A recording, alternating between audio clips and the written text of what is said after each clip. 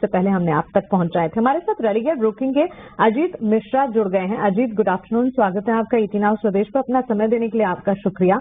लगातार दूसरा trading session और शुक्रवार का दिन, बाजार के सेंटिमेंट हम देख रहे हैं कमजोरी की तरफ ही इशारा करते हुए। कैसे देख रहे हैं ट्रेड को आप, और आपकी नजर इस वक्त कहां पर है? शुक्रिया मानसी। तो देखिए मानसी, यहाँ पे कहीं ना कहीं एक रेंज जो बेसिकली हमने पहले भी देखी थी बाजार में, दो उसको इंट्राडे हमने जरूर ब्रेक किया था, नेगेटिव साइड पे पॉजिटिव साइड दोनों साइड पे ही कोशिश की हमने। 24,000 24,500 इसी रेंज को बेसिकली हम काफी टाइम से होल्ड कर रहे हैं। लास्ट वीक इसमें एक ब्रेकडाउन का अटेम्प्ट हुआ था, बट क्लोजिंग बेसिस पे कहीं ना कहीं आप 24,000 के पास थे। इस बार अपसाइड का अटेम्प्ट हुआ, बट आप फिर उसको सस्टेन नहीं कर पा रहे हैं। तो जब तक इस रेंज को हम डिसाइसिवली इधर साइड ब्रेक नहीं करेंगे, तब तक यही वोलेटाइल स्विंग्स आपको देखने को मिलते रहेंगे इंडेक्स में। But at the same time अगर आप स्टॉक स्पेसिफिक बात करें, सेक्टर स्पेसिफिक बात करें, तो आपको अपॉर्चुनिटीज दोनों साइड पे मिल रही है। इसका कंसोलिडेशन के टाइम पे ऐसा नहीं है कि सारे ही स्टॉक्स आपको नेगेटिव साइड पे नजर आएंगे।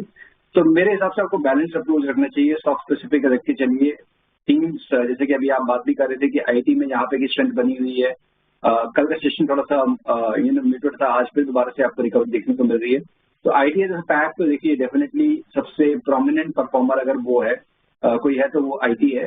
बैंकिंग की तरफ से उम्मीद काफी ज्यादा है कि वो 52,600 के ऊपर बैंकिंग इंडेक्स निकले, तो शायद वहां से एक आपको एक ट्रिगर मिलेगी 24,500 के ऊपर ले जाने के लिए मार्केट को। बट इन बिटवीन आपको स्टॉक स्पेसिफिक रहना चाहिए और अकॉर्डिंगली दोनों साइड पे पोजीशन को अलाइन करिए। मेरी पहली रिकमेंडेशन होगी जुबिलेंट फूड पे। स्टॉक में एक अच्छा खासा करेक्शन ऑलरेडी हो चुका है, अपने एवरेजेस के पास एक बेस फॉर्म करके यहाँ से एक रिकवरी के एक इंडिकेशन है। तो मुझे लगता है कि 628 तक के लेवल्स के लिए यहाँ पे आप लॉन्ग पोजीशन बना सकते हैं 593 के स्टॉप लॉस के साथ। साथ ही साथ क्योंकि मार्केट में अभी भी कंसोलिडेशन का टोन है, तो नेगेटिव साइड पे भी आपको बहुत सारे स्टॉक दिख रहे हैं।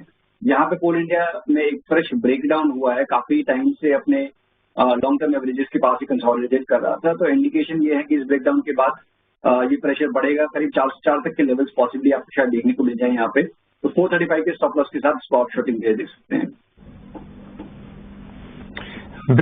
बिल्कुल, तो ये दोनों स्टॉक्स पर यहाँ पे राय दे दी है अजीत जी ने।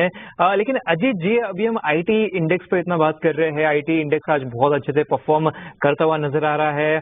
चार्ट पे भी देखें तो एक्चुअली 50 DMA के आसपास की ट्रेड कर रहे हैं, 3 सेशंस एक्चुअली वहां पर ही है। तो क्या IT पैक के अंदर कोई ऐसे स्टॉक नजर आ रहे हैं जिसमें खरीदारी कर सकते हैं, या शायद ऑलरेडी सब भागते हुए नजर आ रहे, तो अब इसमें क्या किया जाए? देखिए बिल्कुल अंश, यहाँ पे मेरे हिसाब से IT मेजर्स में इन्फोसिस, HCL टेक ये काफी स्ट्रेंथ दिखा रहे हैं। साथ ही साथ मिड कैप बास्केट में अगर आप देखेंगे तो टेक महिंद्रा में काफी ज्यादा स्ट्रेंथ दिख रही है, कोकोज में काफी ज्यादा स्ट्रेंथ दिख रही है। अगर कोई फ्रेश पोजीशन बनानी है तो मेरे हिसाब से IT मेजर एंड इन्फोसिस यहाँ पे कंपैरेटिवली बेटर रिस्क रिवॉर्ड है, कंसिडरिंग कि एक दिन के डिप के बाद आज एक रिकवरी है, शॉर्ट टर्म एवरेजेस के ऊपर अभी ये स्टॉक होल्ड कर रहा है। तो आपका स्टॉप लॉस रहेगा 20 EMA के अराउंड पे, करीब 1805 के पास आप एक स्टॉप लॉस प्लेस करके 1900 तक के पोजीशन टारगेट के लिए इन्फोसिस को आप लॉन्ग कर सकते हैं। जी बिल्कुल, इन्फोसिस को लॉन्ग कर सकते हैं। टारगेट ऊपर की तरफ 1900 दे दिया गया है, नीचे की तरफ स्टॉप लॉस इन्होंने स्ट्रिक्ट 1805 का दे दिया है। तो चलिए इसी के साथ थोड़े मूवर्स देख लेते हैं। मुनाफे के मुकाबले कंपनी घाटे में आती हुई दिखी है, इसी के चलते स्टॉक प्राइस में हम देख रहे हैं डाउन ट्रेंड नजर आ रहा है। पिछले 6 महीने के चार्ट एक बार देखें और आज के सत्र में जो डाउन ट्रेंड यहाँ पर नजर आ रहा है, इनफैक्ट पिछले 1 महीने से ही स्टॉक में कोई खास परफॉर्मेंस नहीं नजर आती है। एग्जिस्टिंग पोजिशन जिनकी है उन्हें क्या करना चाहिए? बिल्कुल, देखिए मानसी, यहाँ पे मेरे हिसाब से क्योंकि अब मर्जर जो अल्ट्राटेक के साथ इसका अनाउंस हो चुका है, तो इसकी वजह से स्टॉक में पिछले करीब अगर मैं गलत नहीं हूँ 3-4 महीने हो गए हैं जहाँ पे की मूवमेंट एकदम रिस्ट्रिक्ट हो गई है। तो अगर इसको प्ले करना है तो इससे बेटर यही है कि आप अल्ट्राटेक में ही सीधा डायरेक्ट पोजीशंस बनाए। और सीमेंट स्पेस में देखिए आपको अभी भी मिक्स ट्रेंड दिख रहा है कि जहाँ पे कि अल्ट्राटेक कहीं ना कहीं स्ट्रेंथ दिखा रहा है, ACC अंबुजा यहाँ पे आपको हायर लेवल्स प्रॉफिट टेकिंग दिख रही है। तो अमंग द सीमेंट काउंटर्स अभी कोई क्लियर ट्रेंड नहीं है, बट हाँ अगर किसी के पास अगर ट्रेड करना ही है सीमेंट स्पेस में तो अल्ट्राटेक बेटर विकल्प है मेरे हिसाब से। 10,800 से लेकर 600 के जोन में वहां पे अगर आप बाइंग करते हैं तो एक अच्छी एक्यूमुलेशन का जोन होगा। 11,400 से लेकर 500 तक के पोजीशन टारगेट के लिए 10,400 के स्टॉक के साथ। ओके, तो चलिए फिलहाल रेस्ट्रिक्टेड मूव्स है इंडिया सीमेंट के काउंटर में और इसी के चलते पिछले एक महीने के ट्रेंड्स अगर देखेंगे तो अंडर परफॉर्मर फिलहाल बनता हुआ कंपैरिजन में अल्ट्राटेक सीमेंट पर नजर होनी चाहिए अगर सीमेंट को प्ले आउट करना चाहते हैं। अजीत, स्टरलाइट टेक्नोलॉजीज कंपनी को ऑर्डर मिला है बीएसएनएल से अराउंड 1625 करोड़ का, जिसके चलते आज फोकस में है। दिन की शुरुआत से जो मजबूती का ट्रेंड है वो कायम है और इस वक्त भी अगर देखेंगे 5.5% की तेजी के साथ ये ट्रेड करता हुआ। इसका मानसी मुझे सिंबल एक बार आप शेयर करेंगे तो मेरे लिए इजी होगा स्टरलाइट का, तो ये मेरे पास आ नहीं रहा है स्क्रीन पे। स्टरलाइट टेक्नोलॉजीज अगर आप चेक करेंगे स्टरलाइट के उससे नहीं आ रहा है। Anyways I just give a try. STLTECH। Okay, STL, yes, Stel Tech के नाम से आपका स्टॉक है और 5.5% की मानसी इसमें एक रिकवरी है। वॉल्यूम्स ठीक ठाक है, almost 4 times of the average volume है। बट मानसी देखिए ट्रेंड अभी भी नेगेटिव साइड पे ही आपको है स्टॉक में, बिकॉज लास्ट इसमें मैं देख पा रहा हूँ दिसंबर मंथ 2021 में अपने रिकॉर्ड हाइस को रिक्लेम करने की कोशिश की थी और उसको फेलियर के बाद से ही इसमें एक डिक्लाइनिंग ट्रेंड बना हुआ है।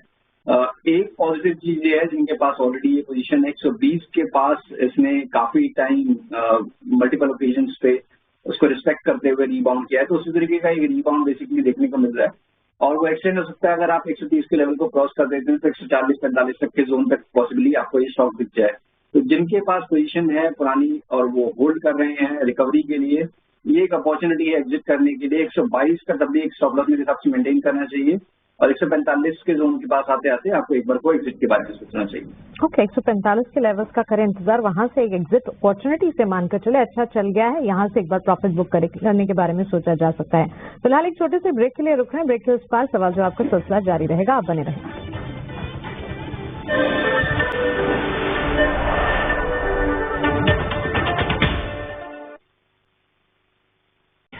तो चलिए अजीत जी आपके पास वापस आता हूं। एक्चुअली यहाँ पर हम PSU बैंक इंडेक्स पर थोड़ा बात करते हैं क्योंकि कुछ लोग होते हैं जिन्हें बढ़ते हुए स्टॉक्स नहीं चाहिए रहते क्योंकि ऑलरेडी मूव मिस हो चुका है, गिरते हुए स्टॉक्स नहीं चाहिए रहते क्योंकि गिरता हुआ नजर आ रहा है।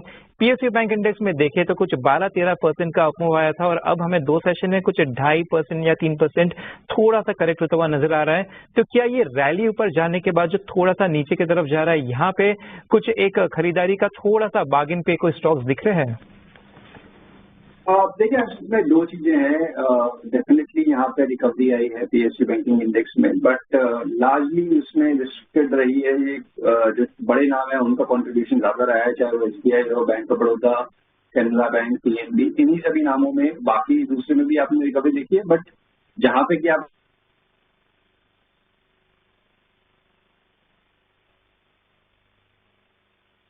शायद कोई तकनीकी दिक्कत है जिसके चलते अजीत हम तक पहुंच नहीं पा रहे, उनकी आवाज हम तक नहीं पहुंच पा रही है, उनसे फिर से जुड़ने की कोशिश होगी। लेकिन इस बीच एक बार मार्केट का आउटलुक देख लेते हैं जहां हम कमजोरी देख रहे हैं। बैंक्स एंड फाइनेंशियल ऑफकोर्स कह सकते हैं कि बैकबोन ऑफ द इकोनॉमी और इन स्तरों पर भी नजर मिड कैप बैंकिंग प्लेयर्स में, निजी क्षेत्र की छोटी मझोली जो बैंक्स हैं, PSU प्लेयर्स हैं, उस पर होनी चाहिए।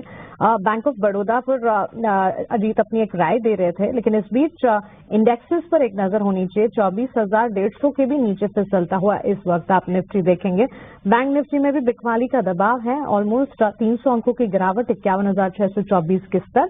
स्मॉल कैप मिड कैप में चुनिंदा शेयर्स हैं जहां पर कुछ एक्शन हम देख रहे हैं, लेकिन कामकाज बाजार का जो है सुस्त सा नजर आ रहा है। SBI नंबर से ठीक पहले दिन की शुरुआत में कुछ एक्शन दिखा था, लेकिन अब वो एक्शन फिजल आउट होता हुआ कॉशियस है नतीजों से ठीक पहले। हालांकि नए मैनेजमेंट के बाद फर्स्ट क्वार्टर कह सकते हैं अनाउंसमेंट रिजल्ट का होगा, तो मैनेजमेंट की कमेंट्री पर भी नजर रहेगी और नतीजों से अनुमान फिलहाल अच्छे नंबर्स के ही आंके जा रहे हैं। अजीत हमारे साथ वापस जुड़ गए हैं। Ajit, kindly finish your point. बिल्कुल, तो देखिए जिस तरीके से मैं बात कर रहा था कि PSU बास्केट में पार्टिसिपेशन सबका ही अच्छा हुआ है, बट जो कंपैरेटिवली बेटर स्ट्रक्चर है जिनमें की रिकवरी आई है और अपने रिकॉर्ड हाइस के पास हैं, अपने मेजर एवरेजेस को होल्ड कर रहे हैं, उनमें SBI या बैंक ऑफ बड़ौदा, ये 2 बड़े नाम हैं। और SBI ने काफी स्ट्रांग मूव देखा है, तो थोड़ा बहुत शायद कंसोलिडेशन शायद देखने को मिला, जैसे आपने बताया कि रिजल्ट का भी बेसिकली एक ट्रिगर है।